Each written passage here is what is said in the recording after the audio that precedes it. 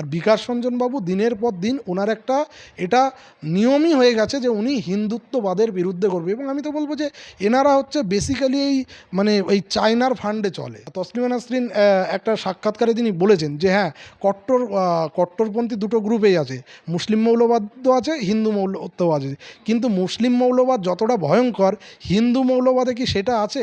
আপনি ধর্মনিরপেক্ষতা বলছেন, এই যে বাকি যে 57টা মুসলিম কান্ট্রি আছে, কোথায় ধর্মনিরপেক্ষতা আছে? কোন কান্ট্রিতে ধর্মনিরপেক্ষতা আছে দেখান। আপনি শুধু জ্ঞান দিতে আসেন যে এখানে এই ভারতবর্ষ হচ্ছে ধর্মনিরপেক্ষ হবে, এটাই ওনাদের জ্ঞান দেওয়ার কারণ। এবং সমস্ত মুসলিম মৌলবাদের বিরুদ্ধে উনি কোনো কিছু বলতে পারেন এবং বলবেন না, এটা খুব স্বাভাবিক, কারণ উনি হচ্ছে একদম এগুলো টেকনিক্যালি বলেন।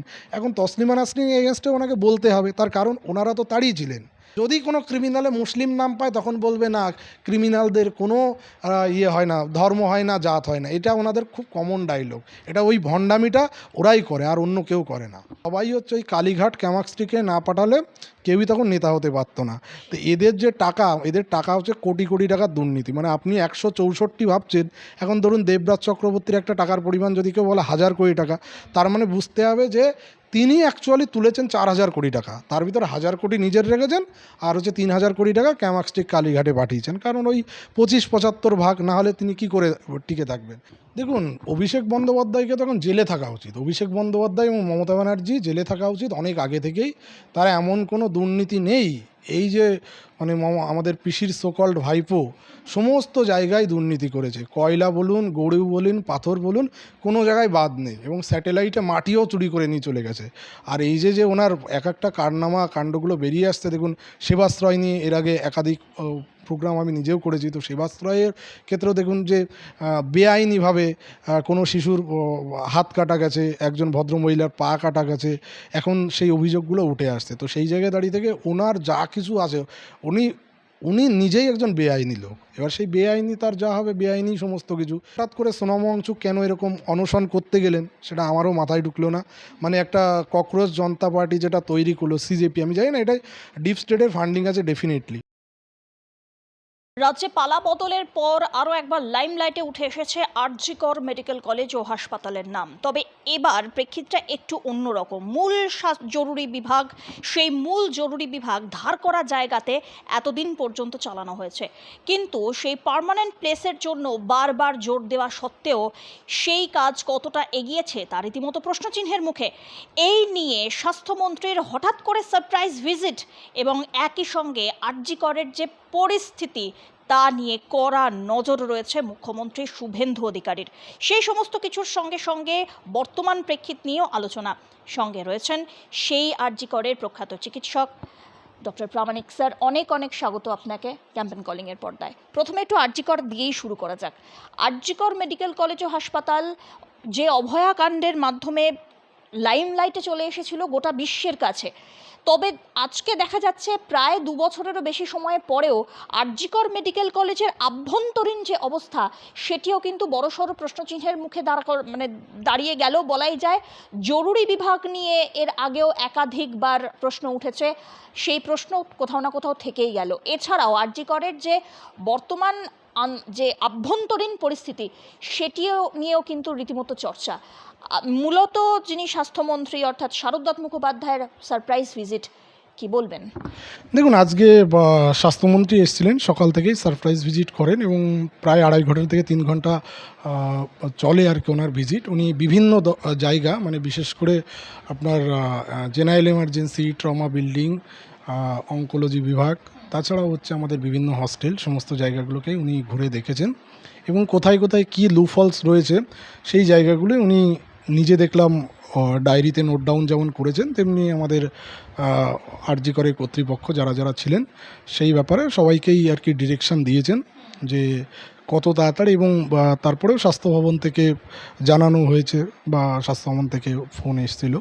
তো কী পদক্ষেপ, বিশেষ করে ক্লিনলিনেস নিয়ে দেখুন সব জায়গায় কম বেশি এই অভিযোগ তো আছেই। এবং আরজিকরে একটা ব্যাপার হয়েছে, এই মানে গত যে সরকারের আমলে অভয়াকাণ্ড হওয়ার পর থেকে আরজিকর নিয়ে, মানে আরজিকরে কোনো কাজ করা নিয়ে কোনো ইন্টারেস্ট আগের সরকারের একদম ছিল না। এবং আরজিকর নিয়ে সবাই একটা মুখ ফিরিয়ে বসেছিল যে কোনো অভিযোগ জানালে কোনো কিছু লাভ হতো না। তো গত 2 বছর কিন্তু আরজিকর প্রচুর সাফার করেছে এবং আরজিকরের উন্নতির জন্য একটা হসপিটাল যেভাবে মানে তখনকার যে শাসক দল মানে মমতা ব্যানার্জি, সে তো ওই যে 14 তারিখের যে ভ্যান্ডালিজম করেছে এবং ভ্যান্ডালিজম করে তিনি চেয়েছিল তার বাড়ির লোককে বাঁচানোর জন্য গোটা আরজিকরকেই ভেঙে দাও। এবার আলটিমেটলি সেই আরজিকরটা চলার মতো জায়গায় ছিল না। এবার দেখুন সেটা তো আর দুদিনে পরিবর্তন হয়ে যাবে না। এখন এই সরকারে বর্তমানে মুখ্যমন্ত্রী তথা স্বাস্থ্যমন্ত্রী যারা আছেন তারা উদ্যোগ নিয়েছেন এবং আজকে উদ্যোগের সাথে খুব বেশি দিন তো সরকারের হয়নি, বিভিন্ন জায়গায় স্বাস্থ্যমন্ত্রী সারপ্রাইজ ভিজিট করছেন, আজকে আমাদের এখানে সারপ্রাইজ ভিজিট করেছেন। কিন্তু আরজিকরে ঠিক করতে গেলে একটা সময় যেমন দরকার তেমনি হচ্ছে বিভিন্ন জায়গায় সমস্যা রয়েছে, সেই সমস্যাগুলো অ্যাড্রেস করার জন্য আমাদের পক্ষ থেকে কিছু কথা অভাব অভিযোগ বলা হয়েছে। স্বাস্থ্যমন্ত্রী সেটা দেখবেন বলেও জানিয়েছেন এবং তিনিও যে জায়গাগুলো দেখেছেন। নিরাপত্তার জায়গাটা নিয়ে তো খুব বেশি আমাদের অভাব অভিযোগ নেই, কারণ যেহেতু সিআইএসএফ আছে সেই সুপ্রিম কোর্টের অর্ডারে, তো সেক্ষেত্রে নিরাপত্তার জায়গাটা কোনো অসুবিধা নেই। ক্লিনলিনেসের জায়গাটা একটা বড় অসুবিধা, প্লাস বিভিন্ন বিল্ডিং, বিশেষ করে হস্টেলের বিল্ডিংগুলোতে স্টুডেন্টদেরকে তার নাম্বার দিয়ে গেছেন। তো সেই জায়গায় দাঁড়িয়ে থেকে স্টুডেন্টদের কী অভাব অভিযোগ আছে, বিল্ডিংগুলো খারাপ, পিডাব্লিউডি সিভিলকে নির্দেশ দিয়েছেন। প্লাস তিনি তার এখানে যারা পেশেন্ট পার্টি ছিল তারাও কেউ কেউ অভিযোগ করেছে, তাদেরকেও তার পার্সোনাল নাম্বার শেয়ার করে গেছে এবং বিভিন্ন জায়গায় যে অভাব অভিযোগ যেগুলো ছিল সেগুলো তিনি অ্যাড্রেস করার চেষ্টা করেছেন। এখন দেখা যাক নেক্সট কত তাড়াতাড়ি এগুলো পরিবর্তন হয়। তবে আরজিকর আগের সরকারের আমলে আগের সরকার একদম পুরোপুরি শেষ করে দিয়ে গেছে। এখন সেই জায়গা থেকে এইটাকে ঠিক করতে গেলে সময়ের যেমন দরকার তেমনি স্বাস্থ্যমন্ত্রীকে উদ্যোগ এবং স্বাস্থ্যমন্ত্রী তথা মুখ্যমন্ত্রী, আমি যতদূর জানি হয়তো মুখ্যমন্ত্রীকে এই রিপোর্ট মুখ্যমন্ত্রীর দপ্তরে রিপোর্টিং হবে, তো উদ্যোগ নেবেন। এখন দেখা যাক কতদূর কী হয়, এটা আমাদের এখন অপেক্ষা করতে হবে। স্যার, এবারে একটু যদি বর্তমান রাজনৈতিক প্রেক্ষিতের উপরে নজর রাখতে হয় তাহলে আপনি একটু আগে বর্তমান শাসক দল এবং পুরাতন শাসক দলের কথা উল্লেখ করলেন, তাদের পার্থক্যের কথা উল্লেখ করলেন। তো প্রাক্তন শাসক দল অর্থাৎ তৃণমূল কংগ্রেস, সেখানকার যিনি একচ্ছত্র অধিপতি ছিলেন সেই অভিষেক বন্দ্যোপাধ্যায়ের পার্টি অফিস নাকি গুঁড়িয়ে দেওয়া হলো, সেখানে বুলডোজার চললো। এটা কি বাংলার জন্য একটা পজিটিভ সাইন? দেখুন, অভিষেক বন্দ্যোপাধ্যায়কে তখন জেলে থাকা উচিত। অভিষেক বন্দ্যোপাধ্যায় এবং মমতা ব্যানার্জি জেলে থাকা উচিত অনেক আগে থেকেই। তারা এমন কোনো দুর্নীতি নেই, এই যে মানে আমাদের পিসির সোকল্ড ভাইপো সমস্ত জায়গায় দুর্নীতি করেছে। কয়লা বলুন, গরু বলুন, পাথর বলুন, কোনো জায়গায় বাদ নেই এবং স্যাটেলাইটে মাটিও চুরি করে নিয়ে চলে গেছে। আর এই যে ওনার এক একটা কারনামা কাণ্ডগুলো বেরিয়ে আসছে, দেখুন সেবাশ্রয় নিয়ে এর আগে একাধিক প্রোগ্রাম আমি নিজেও করেছি, তো সেবাশ্রয়ের ক্ষেত্রেও দেখুন যে বেআইনিভাবে কোনো শিশুর হাত কাটা গেছে, একজন ভদ্রমহিলার পা কাটা গেছে, এখন সেই অভিযোগগুলো উঠে আসছে। তো সেই জায়গায় দাঁড়িয়ে থেকে ওনার যা কিছু আছে উনি নিজেই একজন বেআইনি লোক। এবার সেই বেআইনি তার যা হবে বেআইনি সমস্ত কিছু। ওই যে বিল্ডিংটা আজকে ভেঙে দেওয়া হয়েছে আমতলার, সেখানে বলা হচ্ছে যে অলরেডি সেখানে নাকি বিভিন্ন অবৈধ কাজ হতোই তো। তার শিষ্যরা কে ছিল? জাহাঙ্গীর খান, শওকত মোল্লা, এই এরাই তো ছিল। তো তাদেরকে তিনি মাথায় করে রেখেছেন, তো সেখানে বেআইনি কার্যকলাপ খুব স্বাভাবিক। বা আপনি যদি দেখেন যে তৃণমূলের বিভিন্ন জায়গার পার্টি অফিস, সেখানে বা বেডরুম পাওয়া যাচ্ছে, তারপরে হচ্ছে আপনি কন্ডোম পাওয়া যাচ্ছে। তো ওখানকার লোকাল স্থানীয় লোকজন, কিছু লোক দেখলাম যে তারা বিজেপি সাপোর্টার নয়, তারা কিন্তু মানে নিউট্রাল লোকজন, তারাও বলছে যে অবৈধ কাজকর্ম হতো। তো একটা বিল্ডিংয়ের তিনি তো কারোর কথা শুনতেন না। প্রশাসনকে উনি জাস্ট ডিরেকশান দিতেন, এটা করতে হবে তো করতে হবে। যেমন সেবাশ্রয়ের ক্ষেত্রে আমাদের একটি মেডিকেল কলেজের প্রিন্সিপাল তার কথা মানেননি, তার জন্য তাকে প্রিন্সিপাল পদ থেকেই সরিয়ে দিয়েছে। মানে একচ্ছত্র ও পতি ছিল আর কি। তো সেই জায়গায় দাঁড়িয়ে থেকে ওনার এই বিল্ডিংটা করেছিল বেআইনিভাবে। তো বেআইনি বিল্ডিং এখন এই রাজ্যের না মুখ্যমন্ত্রী তিনি ডিক্লেয়ার করেছেন যত জায়গায় অবৈধ জায়গা হবে সেটা একদম বুলডোজার চলবে। তো বুলডোজার এর আগেও অন্যান্য জায়গায় চলেছে। আজকে একটা দিক হলো যে তিনি কিছুদিন আগে বলেছিলেন যে আমার এগেনস্ট যদি কোনো প্রমাণ থাকে আমি ফাঁসির মঞ্চে ঝুলে যাব। তা আজ পর্যন্ত তো দেখলাম না। তা উনি ওই যে অত মানে গাড়ির বনেটে ওঠে অত গর্বের সাথে যে কথাগুলো বলেছিলেন সেটাই আবার কণ্ঠস্বর দিতে ভয় পেলেন। তবে আলটিমেটলি কোর্টে তাকে যেতে হলো, এখন তার ঘরে বুলডোজারও দেওয়া হলো এবং এটার শেষ পরিণতি চাই আমরা যে কবে জেলে যাবে, তার জন্য আমরা অপেক্ষা করছি।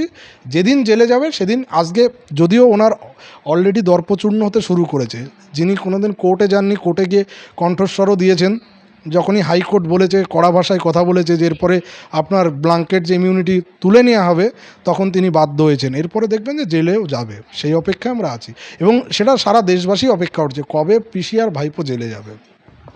শুধুমাত্র যে জেল যাত্রাতেই ক্ষান্ত তাই নয়, বিপুল পরিমাণে যে দুর্নীতি তারা করেছেন তার প্রত্যেকটার হিসাব হবে, এরকমটাও বলে গিয়েছিলেন প্রধানমন্ত্রী নরেন্দ্র মোদী। এমনকি মুখ্যমন্ত্রী শুভেন্দু অধিকারী শপথ নেওয়ার পরেই তিনি সবার আগে যে কাজটি করেন সেটি তিনি যথেষ্ট মানে ঘোষণা করেই করেছেন, সেটি হচ্ছে আরজি করের গোটা মামলার নিষ্পত্তি করা। সেটাই আর কি তার প্রাইম টার্গেট এক কথায়। তবে এই যে টাকা পয়সার যে লেনদেন, সেই লেনদেন কোনো রকমভাবে আইন স্বীকৃত নয়। ব্যাংকের কাছে সেই মর্মে চিঠি পর্যন্ত গেল, 164 কোটি প্রায় সেই টাকার যে লেনদেন হয়েছে তার কোনো হিসাব নেই। তবে এই যে অঙ্কটা কি 164 কোটি মোটে, নাকি তার পিছনেও আরও বৃহৎ কোনো অঙ্ক আছে? দেখুন, এদেরকে এই প্রাক্তন বিধায়ক কি অভিযোগ করছে যে বাংলাদেশে নাকি ওই জামাত বা তাদের ভেতরে টাকাগুলো আর কি তৃণমূল নাকি তাদের পার্টি ফান্ড ব্যবহার করেছে। তো এদের তো আর বলে লাভ নেই, এরা এমন কিছু নেই যে করেনি। আর সব জায়গায় দেখুন, বিভিন্ন নেতা যদি আপনি বলেন, সুজিত বোস থেকে শুরু করে দেবরাজ চক্রবর্তী, তাদের কত সম্পত্তি, বা একটা সাধারণ ওই কালীঘাটের থানার ওসি, তার কত কোটি টাকার প্রপার্টি, সেই শান্তনু সিনহা বিশ্বাস, সে এখন জেল খাটছে। আপনি তৃণমূলের একটা কাউন্সিলরকেই ধরুন না, কোটি কোটি টাকার মালিক কি করে হয়? আপনি যদি খাটের নিচে দেখেন টাকা, আগে আমরা শুধু দেখেছিলাম যে 50 কোটি টাকা ওই পার্থর যে বান্ধবী ছিল তার খাটের নিচে, এখন তো আপনি খাটের নিচে পাটের বাগানে পাট না হয় তার নিচে টাকা থাকছে। তো এমনকি হচ্ছে বিভিন্ন জায়গার ওই ক্লাব রুম, তারপরে এই কিছুদিন আগে ওই একটা কলেজের ইউনিয়ন রুমে হচ্ছে টাকাগুলো উই পোকাতে খেয়ে গেছে।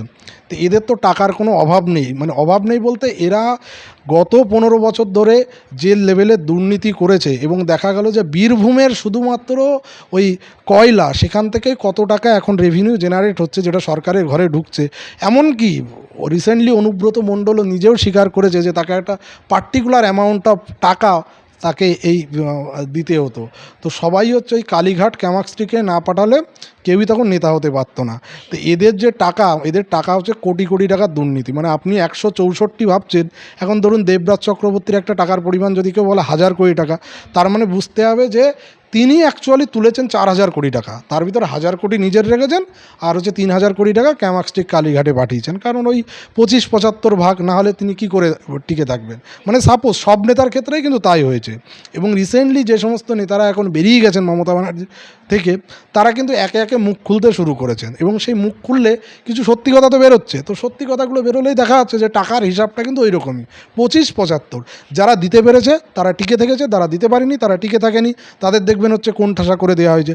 সৎ মানুষ বলে কেউ ছিল না। যারা একমাত্র ওনার পার্টিতে তোলাবাজি করতে পারতো, সেটা হতে পারে যে কোনো গ্রাম পঞ্চায়েতের মেম্বার থেকে শুরু করে কর্পোরেশনের কোনো কাউন্সিলর, এরা এরকম কোটি কোটি টাকা দুর্নীতি করেছেন। বামফ্রন্টেরই সেকুলার নেতা কোটানকোট বিকাশ রঞ্জন ভট্টাচার্য অবশ্য অন্য কথা বলছেন। তিনি বলছেন যে আরএসএস এর পক্ষে কথা বলার জন্য, বিজেপির পক্ষপাতিত্বের জন্যই পুরস্কার স্বরূপ তাকে এদেশে ফিরিয়ে আনা হচ্ছে।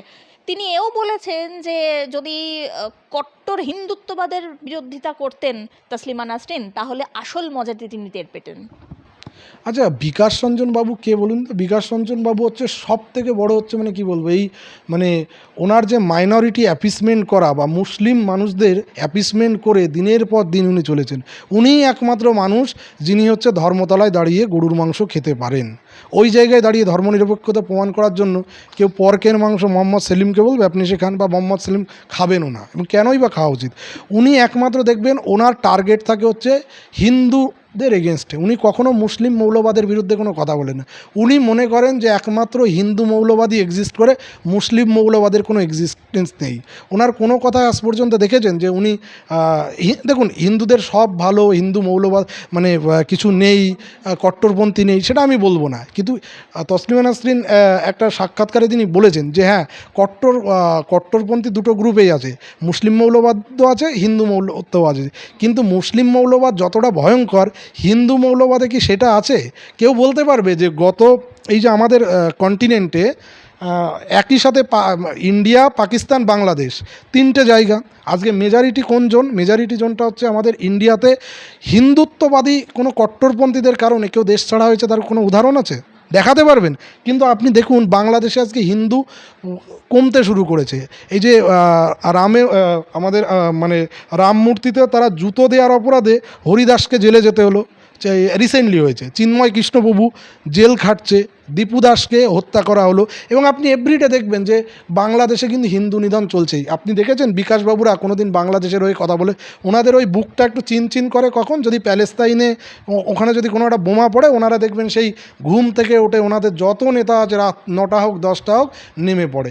কেন শুধুমাত্র কি প্যালেস্তাইনের উপরেই সারা পৃথিবীতে অত্যাচার হয়? সারা ভারত মানে সারা পৃথিবীতে আর কোথাও হয় না? আফ্রিকান কান্ট্রিতে আমি প্রচুর দেশ আছে, আপনি যদি বলেন নাইজেরিয়া বলুন, সাউথ সুদান বলুন, কোনো দিন দেখেছেন যে ওরা একটা কথা বলে সেটা ওই আফ্রিকান কান্ট্রিতে পৌঁছায় না? শুধুমাত্র মিডিয়ার ক্যামেরাটা পৌঁছায় এদের হচ্ছে এই প্যালেস্তাইনের কাণ্ডে, যার জন্যই এরা হচ্ছে সেটাকে ভেসে থাকার জন্য এই কাণ্ডগুলো করে। আর বিকাশ রঞ্জন বাবু দিনের পর দিন ওনার একটা এটা নিয়মই হয়ে গেছে যে উনি হিন্দুত্ববাদের বিরুদ্ধে করবে। এবং আমি তো বলবো যে এনারা হচ্ছে বেসিক্যালি এই মানে এই চায়নার ফান্ডে চলে, না হলে এনারা এই ধরনের কথা কি করে বলে? ওনারা বলুক তো। তসলিমা নাসরিন ক্লিয়ারলি ব্যাখ্যা করেছে হিন্দু মৌলবাদ আর মুসলিম মৌলবাদে যত ভয়ঙ্কর রূপ দেখা যায় সারা পৃথিবীতে। হিন্দু তো কটা দেশ, একটা, আর আপনি পাশে নেপাল, এর বাইরে তো আর কোনো দেশ নেই। আপনি ধর্মনিরপেক্ষতা বলছেন, এই যে বাকি যে 57টা মুসলিম কান্ট্রি আছে, কোথায় ধর্মনিরপেক্ষতা আছে? কোন কান্ট্রিতে ধর্মনিরপেক্ষতা আছে দেখান।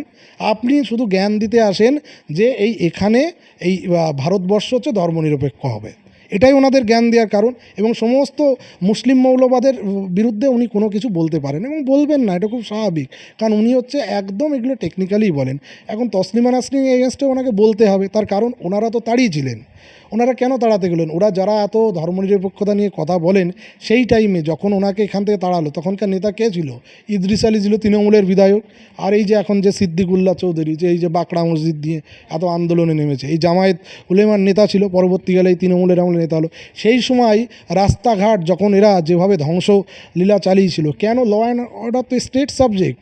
তখন বুদ্ধদেব ভট্টাচার্যের নেতৃত্বের সরকার বা এই মানে সিপিআইএম সরকার, তারা কেন তখন ট্রাই করলো না যে এই মৌলবাদকে আমরা সেই তাদের এগেনস্টে দাঁড়িয়ে আমরা তসলিমা নাসরিনকে রাখবো? তারাই তো তাকে এখান থেকে বাধ্য করেছে তাকে দেশ ছাড়া করতে। আবার তারা বলছে আমরা ধর্মনিরপেক্ষ। দেখুন এরা হচ্ছে ভণ্ড সেকুলার, আর কিচ্ছু না। এরা সিলেক্টিভ ওয়েতে এরা কিছু জায়গায় দেখুন, এই যে বারুইপুরে যে ঘটনাটা হলো, বারুইপুরে ঘটনা হলো, দেখবেন গোটা বারুইপুর তোলপাড় করে দিল। কি যে ওখানে হচ্ছে ওই যারা অভিযুক্ত তারা সব হিন্দু, তাই রেপ অ্যান্ড মার্ডার কেসে। কিন্তু তারপরেও দেখবেন যে দুটো এরকম ফিজিক্যাল অ্যাসল্টের কেস হয়েছে, যখনই দেখেছে মুসলিম না তখন কিন্তু আর কথা বলছে না। এবং তাছাড়াও মালদা বলুন, কোচবিহার বলুন, আরও কয়েকটা ইনসিডেন্ট হয়েছে। ওদের কিন্তু কোথাও আপনি দেখতে পাবেন না যে সেগুলো নিয়ে করছে। তার মানে কি আপনি বলতে চাইছেন বারুইপুরে ওখানে যেই হিন্দু নাম দেখতে পেয়েছেন আপনি তখনই তাণ্ডব শুরু করে দিয়েছেন। এই জন্য আপনি নামিয়ে দিয়েছেন ওই লাহেকালি না নালায়েকালি কোনটা একটাকে নামিয়ে দিয়ে ওখানে হচ্ছে ভড়কানো শুরু করেছেন, যেখানে বিজেপি করছে। তো ওরা কী করে জানলো? যখনই বলা হলো যে না এরকম কোনো যোগ পাওয়া যাচ্ছে না, বরং বিজেপিরই একটা ছেলে সে হচ্ছে আরও একজন ক্রিমিনালকে ধরতে সাহায্য করেছে, তখন হচ্ছে এরা সেটাকে আর মানবে না। তার একদম এরা এই নোংরামিটা দিনের পর দিন করে যাচ্ছে।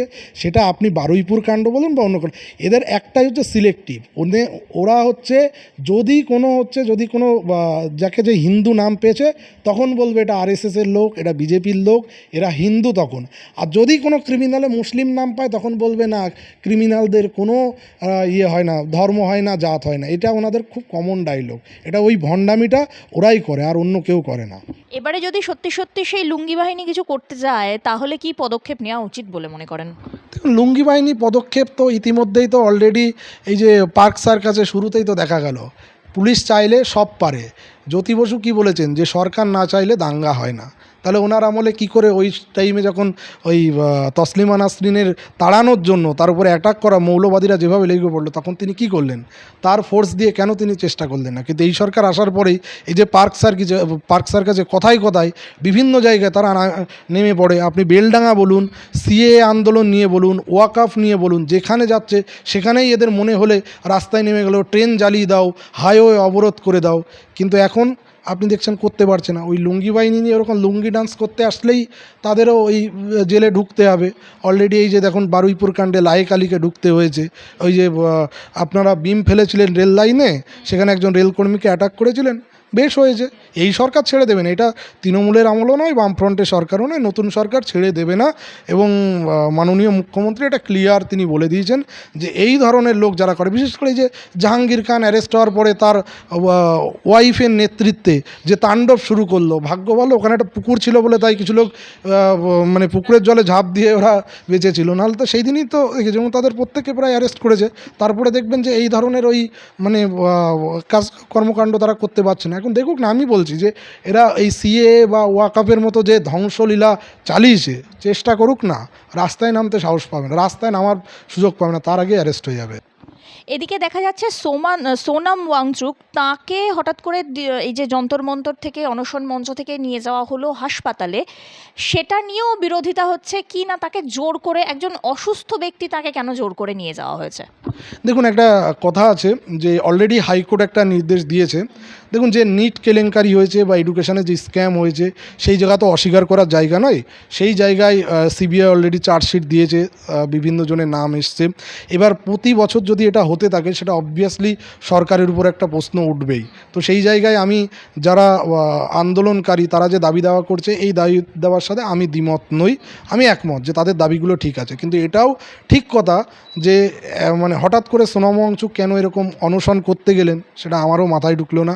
মানে একটা ককরোচ জনতা পার্টি যেটা তৈরি করলো সিজেপি, আমি জানি না এটা ডিপ স্টেটের ফান্ডিং আছে ডেফিনেটলি।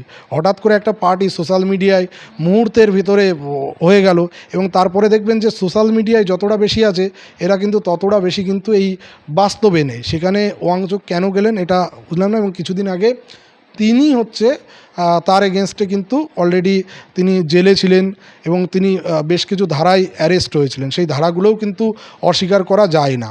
কিন্তু এটুকু আমি মনে করি, আমাদের দেশে যদি আজমল কাসবকে বাঁচিয়ে রাখা যেতে পারে 6 বছর, যে কোনো মানুষের মানে তার জীবন হানি হওয়াটা অ্যাকসেপ্টেড নয়।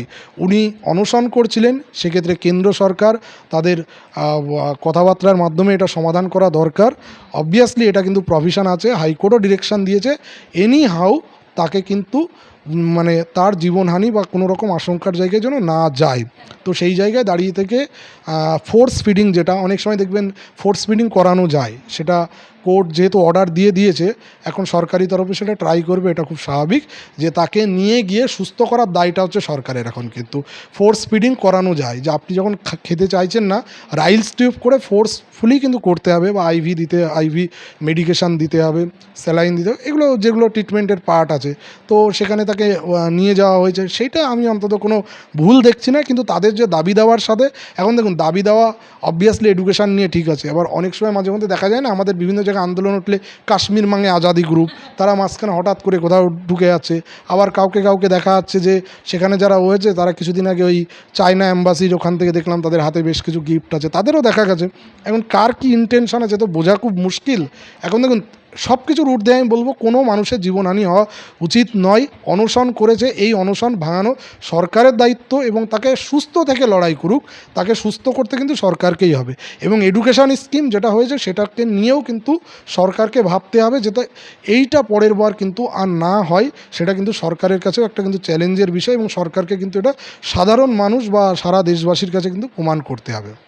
স্যার, শেষ প্রশ্ন থাকছে, পাশে বিজেপির বিধায়ক এবং তৃণমূলের, তথাকথিত তৃণমূলের সাংসদ, যিনি কিছুদিন আগেও হাসি হাসি মুখ করে বলতেন ওই তো কত ইন্ডাস্ট্রি হয়েছে, ধোঁয়া ধোঁয়া ধোঁয়া, সেই রচনা বন্দ্যোপাধ্যায় হঠাৎ করে বলছেন শুভেন্দু অধিকারী জিন্দাবাদ, আমি শুভেন্দু অধিকারীর ফ্যান, আমি নরেন্দ্র মোদীর ফ্যান। তবে বিজেপির যারা একদম কর্মী সমর্থক, যারা একজন প্রাইমারি স্টেজের, তো তাদের ভিতরে কি বা রাজ্যবাসীর কাছে কি এই বিষয়টা একটু অন্যরকম বার্তা নিয়ে যাবে? তার কারণ তারাই তো এত কষ্ট করে পরিবর্তন আনলেন বাংলায়।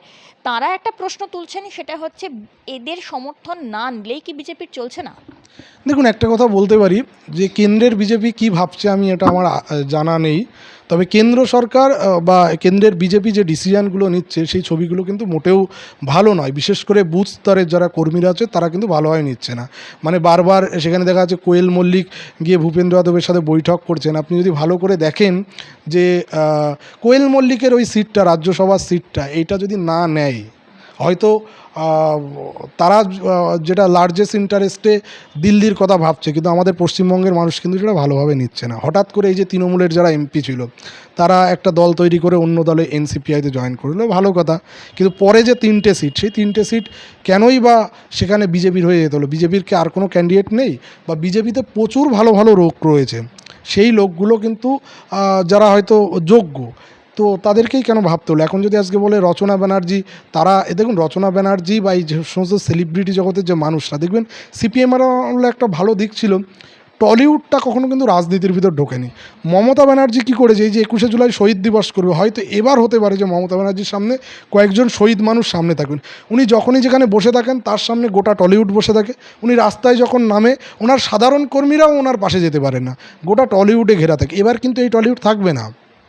এই টলিউডের সেলিব্রিটিরা তখন কিন্তু তারা কিন্তু ওই দেখে যে হাওয়ায় কী বলছে, যখন তৃণমূল তখন তৃণমূলের সাথে, যখন বিজেপির সাথে। আমি বলি এরপরে যদি অন্য কেউ চেঞ্জ হয়, তারা এই রচনা ব্যানার্জি বলবে যে হ্যাঁ, যদি আজকে এরপরে সিপিএমের ধরুন শতরূপ ঘোষ আমাদের রাজ্যের মুখ্যমন্ত্রী হয়ে গেলো, তখন বলবে শতরূপ ঘোষই আমার সবথেকে কাছের মানুষ, শতরূপ ঘোষকে আমি বিশ্বাস করি। আমি বলতেই পারি এরা কিন্তু এই ধরনের নেত্রী, এরা কিন্তু বেসিক্যালি ওরা বুথ স্তরের কর্মী নয়, এরা তো সেরকমভাবে নয়। বরং আমি আপনাকে বলবো বুথ স্তরের কর্মীরা তৃণমূলের তো প্রচুর টিকিট গোটা টলিউডের লোক পেয়েছে, আপনি সোহম বলুন, দেব বলুন, সবাই। এবং দেখবেন যে পাবলিক সার্ভিস কমিশনে কী সম্ভবত দিগন্ত সামথিং নাম, পাবলিক সার্ভিস কমিশনে একজন অ্যাক্টরকে তাকে বসিয়ে দিয়েছে।